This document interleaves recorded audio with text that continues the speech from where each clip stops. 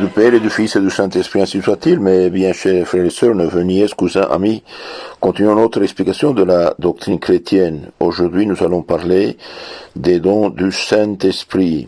Et je m'appuie sur le catéchisme à l'usage des diocèses de Belgique. Question 182. La vie surnaturelle comprend-elle d'autres dons que la grâce sanctifiante et les vertus surnaturelles? Eh bien, la réponse est la vie surnaturelle, la vie chrétienne de sainteté, comprend aussi les dons du Saint-Esprit que Dieu nous accorde avec la grâce sanctifiante et les vertus surnaturelles. Vous vous souvenez, dans les causeries antérieures, on a dit que Dieu, au moment du baptême, nous donne un don divin qu'on appelle la grâce.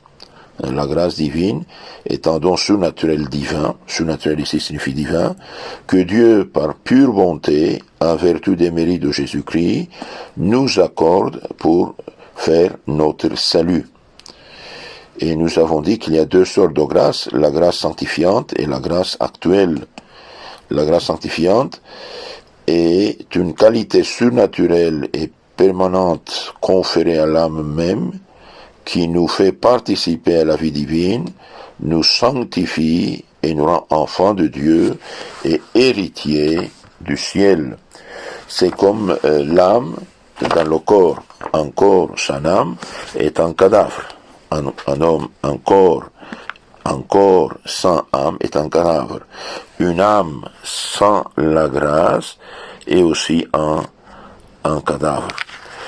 Et comment on reçoit la grâce? D'abord par le baptême.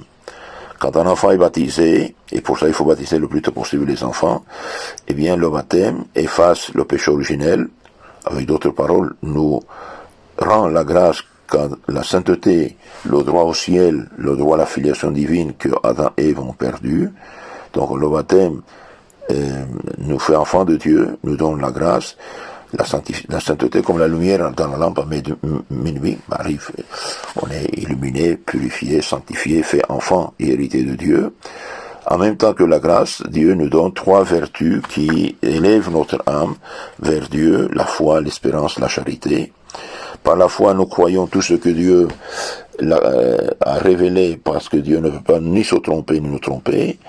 Par l'espérance, nous mettons toute notre confiance en Dieu, que nous allons un jour recevoir la vie éternelle. Et par la charité, nous aimons Dieu plus que tout et notre prochain comme nous-mêmes pour l'amour de Dieu.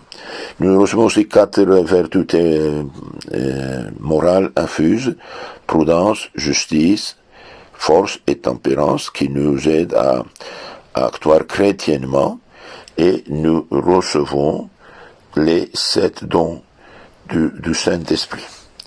Alors, quels sont ces dons du Saint-Esprit? Eh bien, sont la sagesse, l'intelligence, le conseil, la force, la science, la piété et la crainte de Dieu. Donc 7 dons divins au moyen desquels Dieu même intervient dans notre âme.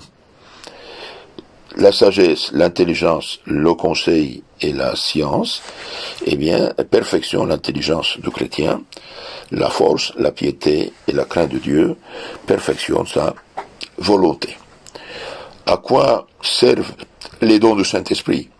Les dons du Saint-Esprit nous rendent dociles à suivre proprement les inspirations du Saint-Esprit et sont de ce fait un moyen inestimable pour arriver à la perfection chrétienne.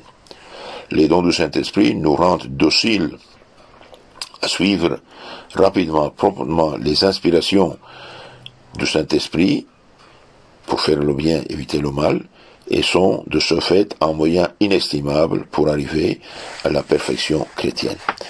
Donc on reçoit tout ça en germe au baptême, à la confirmation,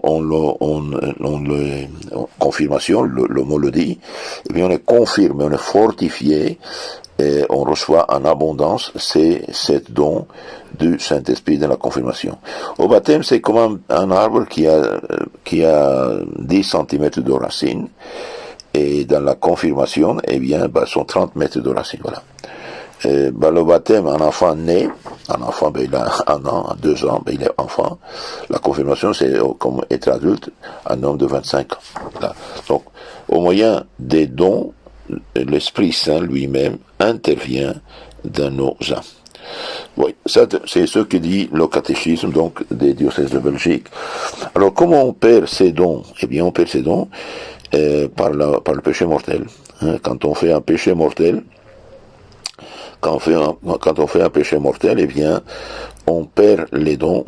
C'est comme la lumière va de la lampe. Il n'y a plus de courant électrique, il n'y a plus de lumière. Donc, quand on est dans le péché mortel, eh bien, ces dons sont paralysés.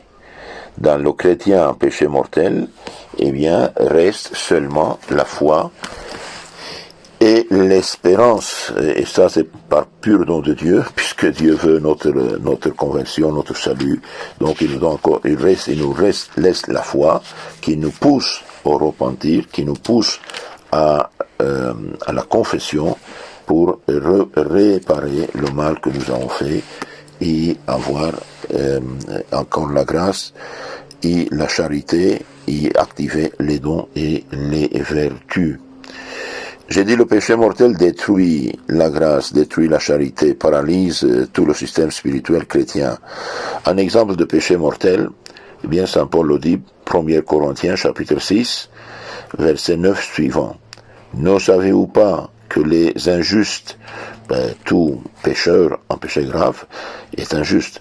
Ne savez-vous pas que les injustes n'héritent point le royaume de Dieu? Ne vous y trompez pas, ni les impudiques, ni les fornicateurs, ni les idolâtres, ni les adultères, ni les dépravés, ni les gens de mœurs infâmes, ni les voleurs, ni les cupides, pas plus qu'ivrognes, insulteurs ou rapaces, hériteront du royaume de Dieu. Donc ceux qui font ces choses, eh bien, ils n'héritent pas, ils sont dans le péché mortel. Et dans la même lettre, chapitre 6, 1 Corinthiens, Saint Paul, verset 18, dit « Fouillez la fornication. Tout péché que l'homme peut commettre est extérieur à son corps. Celui qui fornique, lui, pêche contre son propre corps. Ou bien ne savez-vous pas que votre corps est temple de l'Esprit Saint qui est en vous et que vous tenez de Dieu et que vous ne vous appartenez pas. Vous avez été bel et bien acheté, glorifié Dieu dans votre corps. » Alors comment donc on va détruire le péché? On va dire, éliminer le péché bien par la confession. Le jour de la résurrection, notre Seigneur Jésus-Christ a donné ordre, a donné pouvoir aux apôtres, qui étaient déjà prêtres, de pardonner le péché. Recevez l'Esprit Saint, ceux à qui vous pardonnez les péchés sont pardonnés, et ceux à qui vous les retenez, vous seront retenus. Quand on a péché, donc on paralyse tous les systèmes spirituels. Quand on se confesse, on reçoit la grâce, comme la lumière vient dans la lampe, illumine. Et la confession efface le péché, expulse le démon, le péché, nous fait enfants de Dieu, héritiers du ciel, allume notre foi, espérance, nous donne la charité, nous donne l'Esprit Saint, et allume les vertus et les dons du Saint-Esprit. Maintenant, voyons un petit peu en bref quelques paroles en plus sur les dons du Saint-Esprit. Donc, les 7 dons du Saint-Esprit sont les dons de sagesse, d'intelligence, de science, de conseil, de force, de piété et de crainte de Dieu, nous avons dit. Les 4 premiers éclairent la raison, les autres fortifient la volonté. Ces 7 dons sont énumérés en Isaïe, qui dit que le Messie futur les posséderait. Isaïe 11, 3. Et le Christ les possède, cela va sans dire aux règles plus éminentes. Le don de sagesse nous fait reconnaître clairement que les biens temporels sont passagers et que Dieu seul est notre souverain bien. Le don d'intelligence nous fait distinguer la vraie doctrine catholique de toute autre et nous rend capables de la défendre. Le don de science nous fait comprendre clairement la doctrine catholique sans études spéciales. Mais vous avez des gens qui ne savent pas lire et écrire, et cependant ils ont une sagesse extraordinaire. Une science aussi. Le curé d'Ars n'avait fait que des études ordinaires, mais il prêchait si excellemment que même des évêques assistaient à ses sermons et étaient émerveillés de sa science. Saint Thomas d'Aquin affirmait souvent avoir appris au pied de l'autel plus que dans les livres. Et Saint Ignace de Loyola déclarait être sorti de la grotte de Marès plus savant que s'il avait été sous la direction des docteurs de l'université. Le bienheureux Saint Clément Hofbauer répétait souvent ces mots de l'écriture: « Je n'ai pas la science des livres », etc. Donc, le don des conseils, eh bien, nous fait connaître dans les situations difficiles ce qui est conforme à la volonté de Dieu. Le don de conseil nous fait connaître dans les situations difficiles ce qui est conforme à la volonté de Dieu. Jésus-Christ répondait avec prudence à la question: faut-il payer le tribut à César? Bien, il a dit: donnez à Dieu ce qui est à Dieu et à César ce qui est à César. Et ainsi, il n'est pas tombé dans le piège défendaient les pharisiens. Le don de force nous fait tout supporter pour accomplir la volonté de Dieu. Le don de force nous fait tout pour supporter pour accomplir la volonté de Dieu. Saint Jean Népomucène, qui est martyrisé en 1393, se laissa jeter en prison, torturé avec des fers rouges, précipité dans la Moldave, plutôt que de violer le secret de la confession.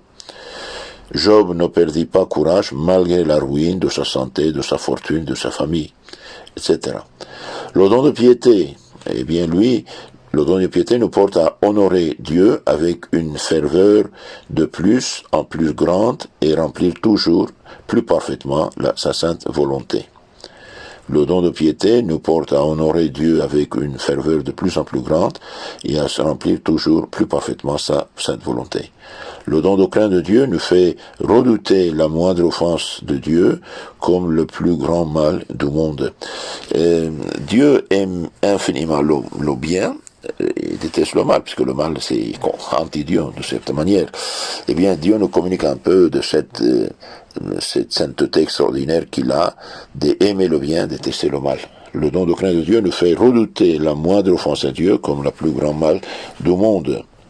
Ce don porta les 3 jeunes gens dans la fournaise à préférer la mort qu'à l'apostasie. Saint François Xavier disait au milieu d'une traversée dangereuse: « Nous ne craignons rien que d'offenser le Dieu Tout-Puissant. » Alors, certains hommes reçoivent du Saint-Esprit des dons extraordinaires, le don des langues, le don des miracles, le discernement des esprits, des visions, des extases, etc., etc. Mais ça, c'est extraordinaire, ce n'est pas nécessaire. Le chrétien a le plus indispensable, eh bien, la grâce, la charité, les dons pour sa vie normale. Alors, comment les dons et la grâce croissent dans l'âme? La grâce et les dons croissent dans l'âme et viennent par la pratique des bonnes œuvres et l'usage des moyens de sanctification déposés dans l'Église, qui sont les saints sacrements, la messe, la communion, la confession, les saints sacrements. Et on a dit que ces dons et la grâce se perdent malheureusement par le péché mortel et se récupèrent au moyen d'une bonne confession. Demandons au bon Dieu son assistance, n'oublions pas, Dieu ne nous abandonne pas. Si par exemple je demande à quelqu'un de soulever une boîte de 10 kilos, de 20 kilos, 30 kilos peut le faire, mais un carton de 500 kilos il ne peut pas. Mais celui qui donne une grue électrique, il l'élève. C'est ça que font les dons de Saint-Esprit. Donc l'Esprit Saint intervient, une force divine intervient dans l'âme pour illuminer, pour fortifier, pour freiner dans le chemin du mal, pour conseiller, parce que c'est Dieu lui-même qui intervient au moyen des dons. Tandis que les vertus, c'est nous qui nous ont utilisés. Donc nous avons vu que la vie chrétienne et la vie de sainteté, la grâce, les vertus surnaturelles, foi, espérance, charité, les vertus infuses et les dons du Saint-Esprit. Ayez la gentillesse de vous souscrire à notre canal pour recevoir ce que nous publions et renvoyer ces causeries à vos contacts. Que Dieu vous bénisse, la Vierge vous garde. Amen.